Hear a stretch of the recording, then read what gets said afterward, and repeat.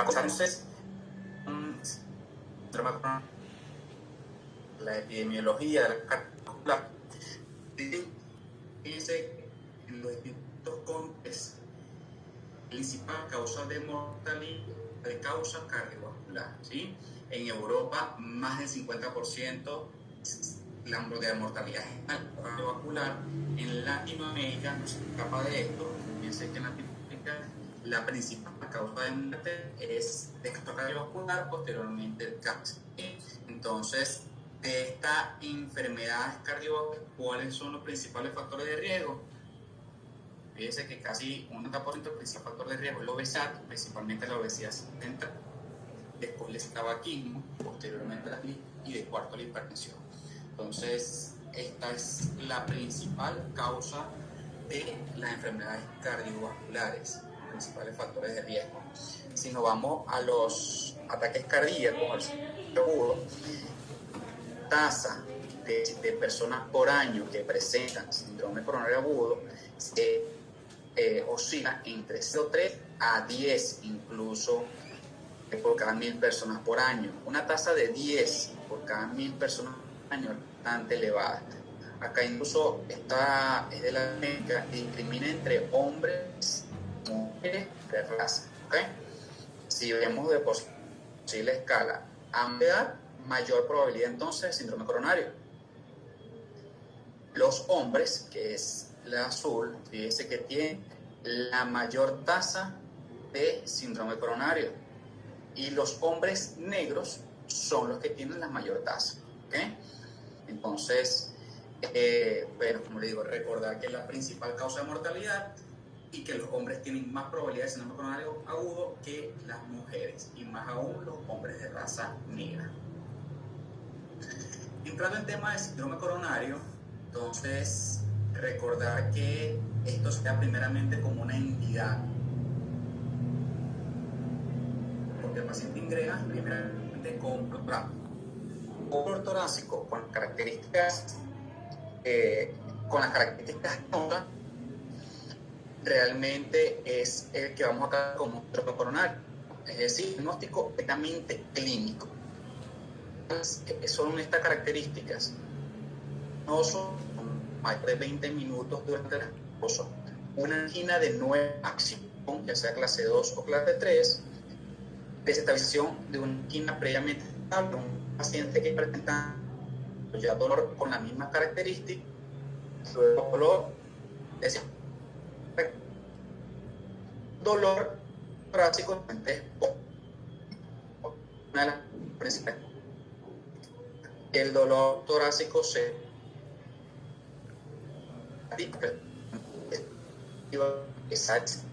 es lo que es característico. A medida que me vean, se van a dar cuenta que el paciente lo transmite. De un dolor en forma de un peso, una pesadez, muy característico. A diferencia de una puntada hacia el lado, ¿sí? El dolor, entonces, un dolor con una sensación de pesa, que raya hacia el lado izquierdo, menos frecuente hacia más, y que puede ser intermitente. Entonces, recordar que no todo paciente se pica, ¿sí? Está el paciente que llega con dolor epigastrio, está el paciente que llega con dolor realmente nada más en brazo derecho, está el paciente que llega refiriendo que lo que sintió fue un cansancio, y ese cansancio lo toman como un equivalente anginoso. ¿Cuál es otro equivalente anginoso? Palpitaciones, ¿sí? El paciente llega presentando palpitaciones, sudoración y cansancio. Eso lo catalogamos como equivalentes anginosos. El dolor típico es el retroesternal, con un peso, mandíbula y brazo izquierdo. El resto atípico, que se ve más en mujeres embarazadas y en diabéticos, epigastrio y que se va a la derecha. Y los equivalentes anginosos, que son disnea, palpitaciones, son los principales equivalentes anginosos y diafónicos. Otro tipo presentan pacientes nos orientan la exacerbación de los síntomas por el esfuerzo, se exacerba con el esfuerzo y se alivia con el reposo. Otra de las características realmente que presenta este dolor que nos hace pensar que es de origen coronario, ¿sí? Entonces, un paciente que llegue con características ya pasa de tener un dolor torácico a que lo vemos de un síndrome agudo. Es importante tratar si es de si es porque es más sexo masculino que en el la familiar de enfermedad coronaria, la hipertenso, que tenga problemas renales, ¿ok? Entonces, un paciente que tiene de riesgo para enfermedad coronaria, que presente dolor torácico típico como el que estamos describiendo, entonces a ese paciente lo catalogamos que tiene un síndrome coronario agudo, sin necesidad de examen. Como le digo, eso es un diagnóstico clínico. Ese paciente que llega y catalogamos como síndrome coronario agudo, entonces realizamos un electrocardiograma. Que vamos a catalogar si tiene elevación del CT, y si tiene elevación del mismo, se cataloga de una vez como un infarto con elevación del ST, ¿sí? Eso es muy importante. No necesitamos ni laboratorio, no necesitamos ni eco, no necesitamos ningún otro paraclínico, sino que con electrocardiograma que tenga elevación del ST, inmediatamente se cataloga como infarto con elevación del ST. Sin embargo, si tiene disminución del ST o si tiene anomalías en la onda T o si realmente lo catalogamos como indeterminado porque cambios no son típicos, entonces hacemos las enzimas cardíacas, lo que llamamos los biomarcadores de necrosis miocárdica. Hacemos la troponina, actualmente ya se utiliza la troponina ultrasensible, es muy importante eso. No utilizamos ni troponina cualitativa, ni CK total, ni CKMB. Con la troponina y OT ultrasensible es suficiente. Entonces, presentó elevación de troponinas, allí es donde catalogamos como un infarto sin elevación del ST, y si las troponinas salieron normales, entonces es una angina inestable, ¿sí? Entonces, tenemos el paciente con dolor torácico, inmediatamente electrocardiograma. ¿Tiene elevación del segmento ST? Infarto. No tiene elevación del segmento ST, sino que tiene infra del ST con negativa, o tiene un electrocardiograma normal, porque puede pasar un electrocardiograma normal, le hacemos las enzimas, salieron positivas, infarto sin elevación. Salieron negativas, declaró como angina inestable, ¿okay? Entonces, ¿qué es el infarto? Según la cuarta definición de infarto al miocardio, el cual viene incluso, la primera definición fue en 1956, fueron 4 que realizó la OMS, posteriormente las sociedades de cardiología establecieron la primera definición, la segunda, la tercera salió en el 2012 y la cuarta, que se publicó en el 2019, lo define como la definición clínica de infarto del miocardio se da en la presencia de daño miocárdico agudo detectado por elevación de biomarcadores cardíacos en el contexto de evidencia isquémica miocárdica aguda. ¿Cómo se come esto?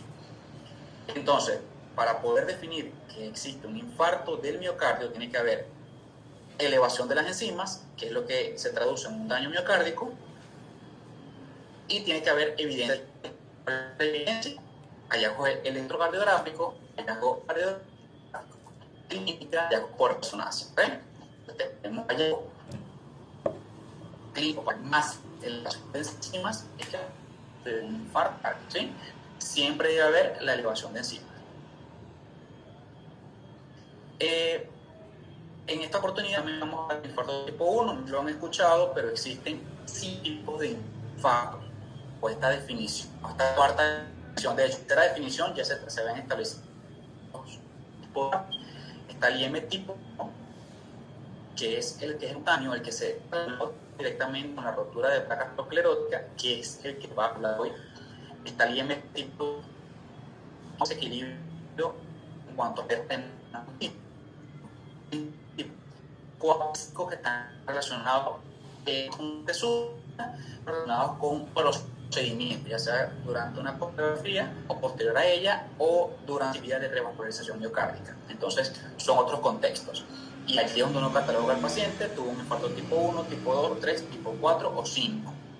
En esta oportunidad vamos a ver el tipo 1, que es el más común, que es el que está relacionado a la rotura de una placa aterosclerótica, como lo ven acá, ¿sí? Este es el infarto típico, ¿sí? El infarto común de un paciente que tiene factores de riesgo cardiovasculares, llámese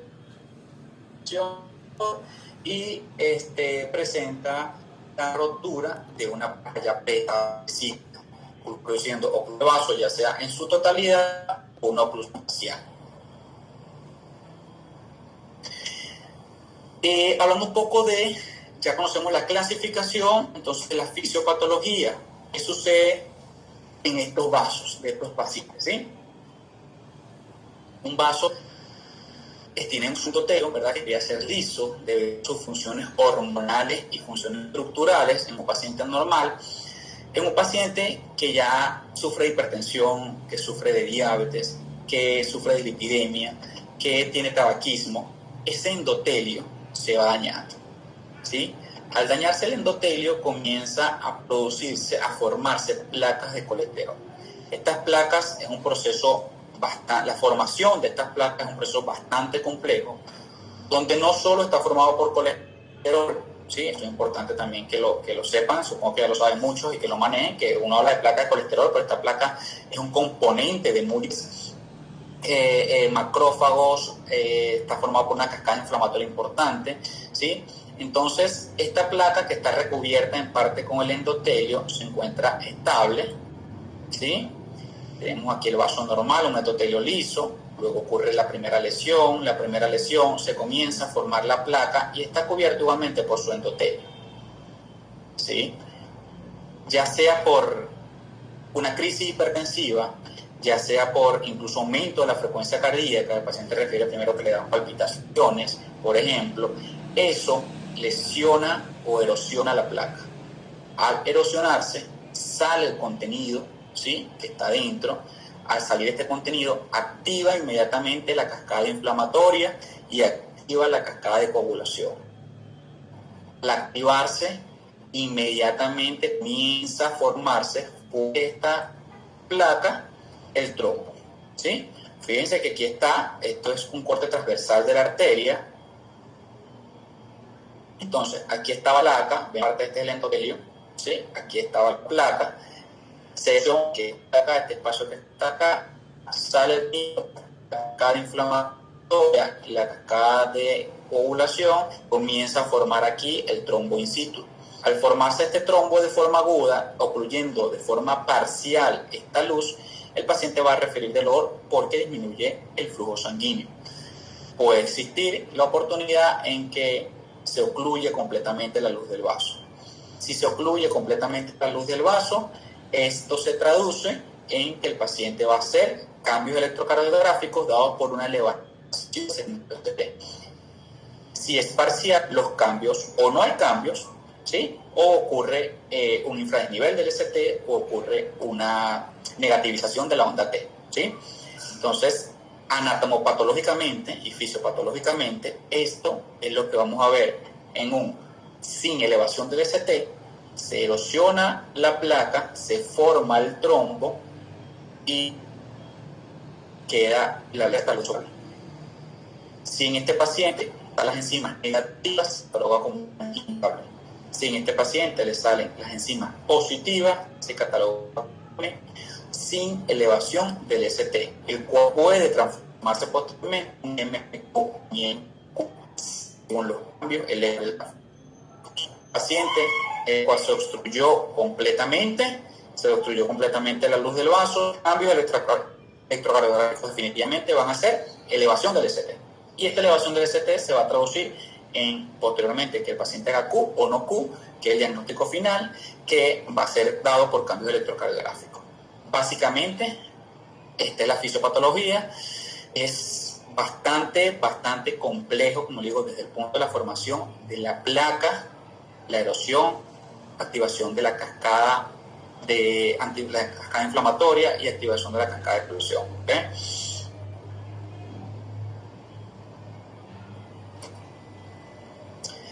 Acá vemos anatómicamente, recordar entonces que el corazón tiene 3 vasos principales: la arteria circunfleja, la descendente anterior y la descendente posterior.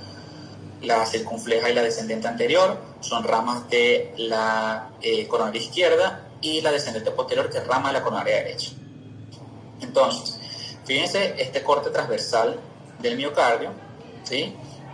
Este es la arteria coronaria, se obstruye, y la lesión por lo general va a ir de endocardio a epicardio, ¿sí?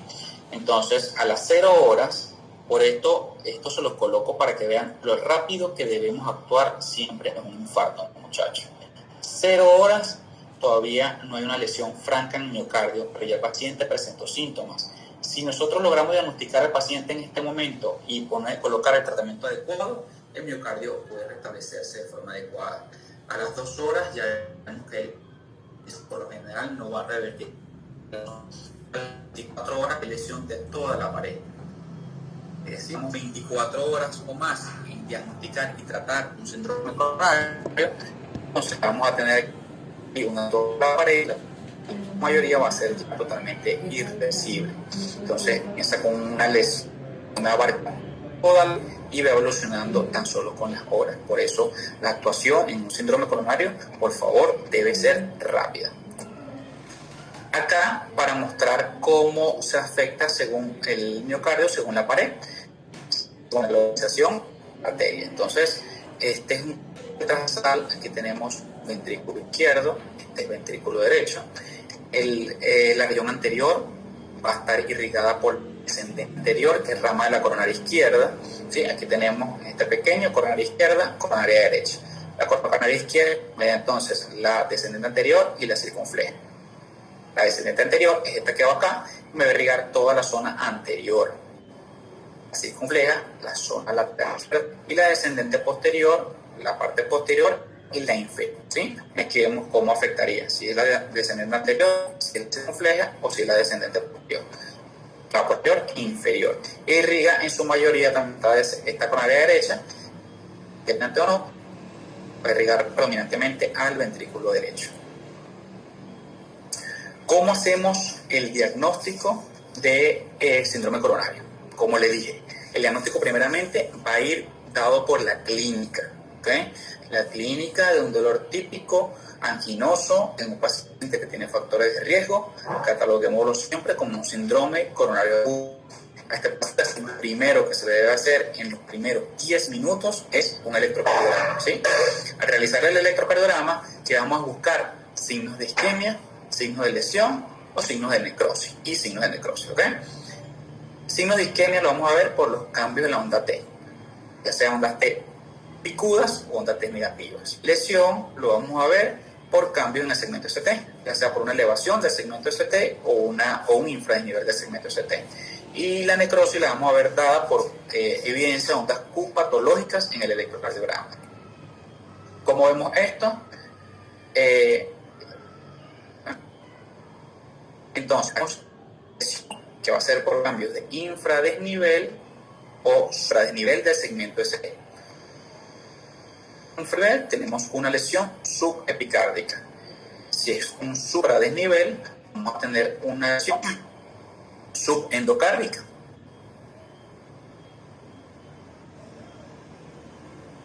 Tenemos un pequeño ejemplo, un electrocardiograma, donde vemos uno, onda P, QRS, onda T negativa en D1, es decir, aquí tenemos isquemia.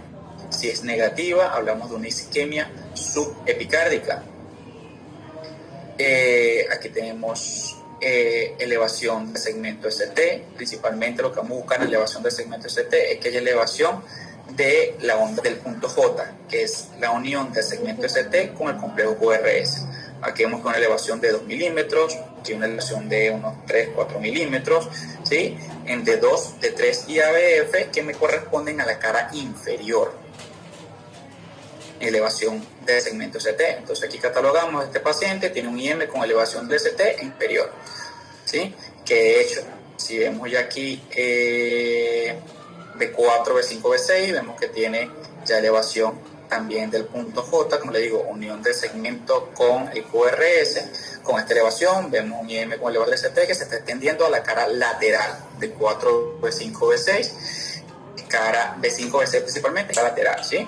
Para recordar un poco, B1, B2 es cara central, B3, B4 es cara anterior, B5, B6 cara lateral baja, D1 y ABL cara lateral alta, y D2, D3 y ABF es cara inferior.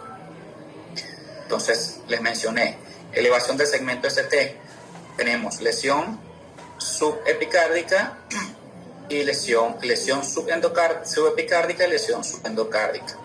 Si tenemos cambios en la onda T, entonces aquí al contrario queda lesión. Si tenemos ondas simétricas, es una lesión y una pequeña subendocárdica. Y si tenemos ondas T negativas simétricas, es una isquemia subepicárdica. Esto es importante. Fíjense la simetría de la onda T para nosotros sospechar que es por isquemia. Muchas veces puede estar muy picuda por una elevación del potasio sérico, por ejemplo, me puede dar ondas T muy picudas, o puede estar negativa, por ejemplo, por una hipertrofia ventricular, por una sobrecarga de presión del ventrículo izquierdo. Debemos valorar principalmente la simetría. Si es simetría, si es asemeja que es simétrica, bajo contexto de una clínica, podemos hablar ya de un síndrome coronario agudo, en este caso sin elevación del segmento ST, porque los cambios son en la onda T. ¿Okay? Entonces, cambios en el segmento ST nos van a dar entonces papel diagnóstico. Si está elevado, es un infarto. Si está disminuido, hay que igualmente hacer enzimas. Estamos en ST. Con las enzimas positivas, un IM sin elevación del ST. Si las ondas T están negativas, no hay cambio en el ST y la enzima C no positiva, entonces es un IM sin elevación del ST. ¿Correcto? Vamos a pasar acá.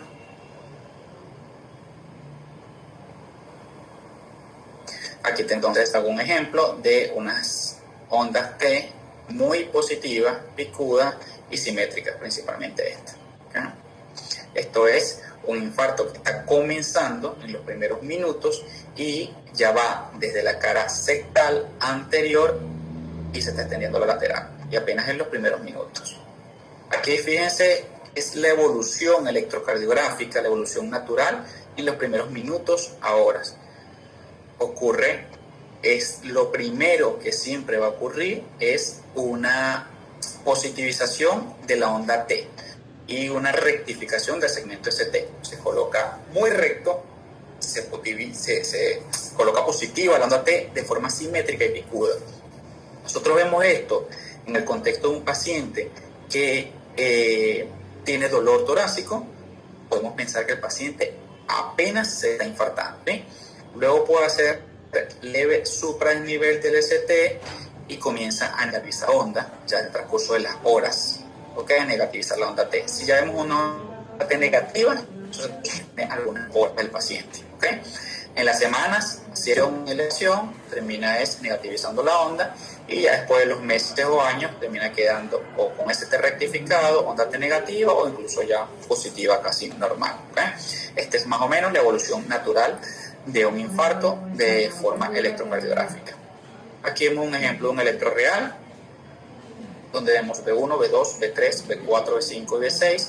B3, una franca elevación del punto J, B4, una franca elevación del punto J, y B5, una elevación muy pequeña. ¿Sí? Aquí catalogamos que hay un supradesnivel en cara anterior. ¿Sí? Recordemos, B1 y B2 sectal, B3, B4 anterior, B5, B6 lateral. Y aquí también se está elevando, entonces vamos a ver si es un todavía acá elevado, cara sectal anterior. Vemos que en D2, ABF y D3 hay un leve infra. Este infra es una imagen espejo de lo que está sucediendo acá, y siempre va a predominar. El nombre que le vamos a colocar es la elevación. ¿Okay? No vamos a colocar que tiene un infradesnivel y que tiene un supradesnivel y un infradesnivel. Esto es con elevación en cara sectal y anterior. Acá en ondas T negativas, fíjense, B2, B3, B4, B5 y B6. Entonces que tenemos un anterolateral. ¿Okay? Entonces, Primero clínicamente, posteriormente electrocardiográficamente. Posterior al electro, ¿qué tenemos que hacer? Los biomarcadores de necrosis miocárdica. ¿Cuáles son los biomarcadores? Principalmente la troponina I o T cuantitativa. Esto es un ejemplo para que vean cómo ella apenas se comienza a movilizar a las 3 horas de sucedido el evento. Si en las primeras 3 horas los cambios son muy mínimos, por eso actualmente con la troponina ultrasensible podemos detectarla en las primeras horas, pero las primeras 3 horas muchas veces no vemos casi cambios en las enzimas y a partir de las 3 horas comienza su elevación más franca. Entonces, si el paciente tiene apenas una hora de inicio de los síntomas, hay que hacerle las troponinas, porque si sale negativa, no nos lo descarta en su totalidad. Si seguimos sospechando, repetimos a la hora. Si seguimos sospechando, repetimos a la tercera hora, ya debería ir la tercera muestra. ¿Qué sucede? En la Venezuela actual no tenemos la rapidez de tener un laboratorio en los primeros minutos. Probablemente lo hacemos ahorita, el resultado llega a las 6 horas. Entonces no vamos a tener para hacer la curva en caso de que vaya saliendo negativa. Una vez que sale positiva, ya no tenemos que repetirla más, ya se elevó, ya es infarto. Ojo al contexto clínico y electrocardiográfico, porque hay otras razones por las cuales se puede elevar la troponina, no solamente un infarto. Entonces se elevó a la partir de la tercera hora, que comienza una elevación franca, alcanzando su pico entre las 12 y 24 horas, es que alcanza su pico. La CK total y MB van disminuyendo en las primeras 40 horas, y quien va a permanecer positivo, incluso hasta las 2 semanas, discretamente positiva la troponina. Entonces, me hace ver que ya ¿sí? Hacemos a un paciente que me sale con troponina positiva y ya me sale negativa CK total y MB, quiere decir que eso tiene más de 48 horas, ¿sí? Si me sale positiva a las 3, quiere decir que está dentro de las 48 horas. Siempre es importante tener el texto clínico, porque si está bajo dolor, no es que vamos a decir que eso ocurrió hace 48 horas. Si el dolor lo tiene ahorita, es porque acaba de ocurrir. Lo siguiente es electrocardiograma, troponina, y si tenemos al alcance un ecocardiograma. Este es un video de eco en general, pero quiero mostrarle qué es lo que nosotros vamos a buscar. Esto es lo que nosotros vamos a buscar, ¿sí? Esto se llama un apical, en este momento 4 cámaras. Este es el corazón, esto es aurícula izquierda, aurícula derecha, ventrículo izquierdo, ventrículo derecho. ¿Qué vamos a buscar? Trastornos de motilidad acá en el endocardio de este ventrículo izquierdo. Que veamos que algunos de estos segmentos no se endocardian. Entonces, le colocamos el ecocardiograma, lo vamos haciendo y nosotros vemos si en alguno de estos movimientos, si en alguna de estas partes hay falta de movimiento. ¿Okay? Fíjense acá. 2 cámaras. Este es el 2 cámaras, donde vemos inclusivamente ventrículo izquierdo y aurícula. Entonces, buscamos que en esta zona hay algún problema de movilidad. ¿Sí? En este caso tenemos esta es la cara inferior del corazón y esta es la cara anterior. ¿Sí? Hoy en el tema, pero es para que vean que vamos a buscar un ecocardiograma. Vamos a ventrículo izquierdo en estas tomas y vamos si hay o no problemas en la movilidad en ese ventrículo izquierdo. Ese plan nos permite completar el estudio de la contractilidad. Ese es el normal. Ahí se mueve cuando hay infarto, entonces hay un trastorno de motilidad importante en alguno de esos. Entonces, ese es el diagnóstico clínico, electrocardiográfico, ecocardiográfico y la resonancia realmente, pero acá no tenemos disponible resonancia de emergencia como para evaluar y diagnosticar un infarto. ¿Sí? Con clínica y electro ya lo podemos diagnosticar. Si necesitamos las enzimas, si es con elevación del ST, clínica y electro lo diagnosticamos. ¿Sí? Sin elevación del ST, entonces tenemos la clínica, hacemos el electro, hacemos las enzimas y es donde entonces diferenciamos si es angina o es un infarto sin elevación del ST. ¿Sí?